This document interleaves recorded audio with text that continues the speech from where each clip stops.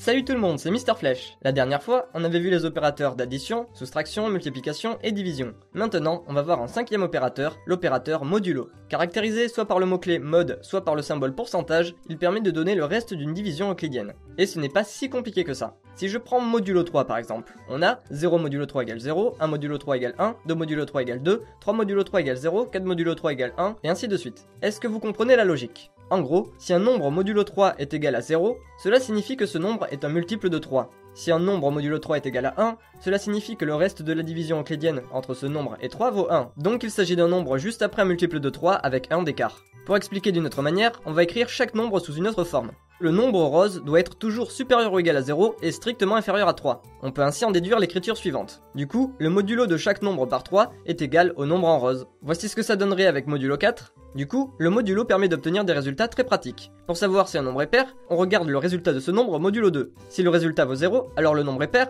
et s'il vaut 1, alors le nombre est impair. Pour obtenir le chiffre des unités d'un nombre, il suffit d'utiliser un modulo 10. Par exemple, 7254 modulo 10 vaut 4. Attention, si on veut obtenir le chiffre des dizaines, utiliser modulo 100 ne marchera pas vu que cela va donner 54. Du coup, on va réfléchir ensemble à un algorithme qui nous donne le chiffre des dizaines de n'importe quel nombre. Voici les variables que l'on va utiliser. Nombre choisi, pour le nombre qu'on prendra en exemple, unité et dizaine, qui sont toutes les trois des variables entières. Pour commencer, on va affecter à nombre choisi la valeur 154. Maintenant, ce qu'il va falloir faire dans l'ordre, c'est calculer le chiffre des unités du nombre choisi grâce à un modulo 10, soustraire à notre nombre choisi le chiffre des unités, du coup le chiffre des unités de notre nombre choisi vaudra 0, donc on le divisera par 10, ce qui fait que le chiffre des dizaines deviendra celui des unités, et on utilisera à nouveau un modulo 10 pour obtenir le chiffre qui était celui des dizaines, et on le placera dans la variable dizaine. Vous pouvez mettre sur pause et tenter de griffonner l'algorithme avant que je ne passe à la réponse là maintenant tout de suite.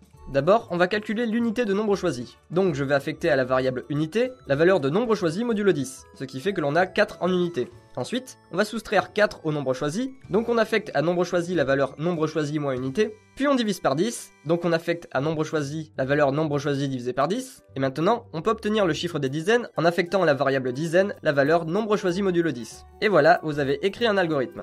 Juste pour vérifier, on va remplacer le nombre choisi par 2, et le résultat attendu est 0, car il n'y a pas de chiffre des dizaines. 2 modulo 10 égale 2, 2 moins 2 égale 0, 0 divisé par 10 égale 0, et 0 modulo 10 égale 0, donc on a bien le résultat attendu. Si vous voulez proposer une autre manière de résoudre l'algorithme, vous pouvez la poster en commentaire. Petit détail concernant les entiers négatifs, de manière générale, le résultat de votre modulo prendra le signe du nombre à gauche de l'opérateur. Le signe du nombre à droite de l'opérateur n'a pas d'importance. Mais sinon, à part le signe, le résultat sera le même qu'avec des entiers positifs, donc pas de prise de tête. Voilà, n'hésitez pas à poser des questions en commentaire, à vous entraîner sur la page d'exercice du site internet, et à bientôt pour une prochaine vidéo.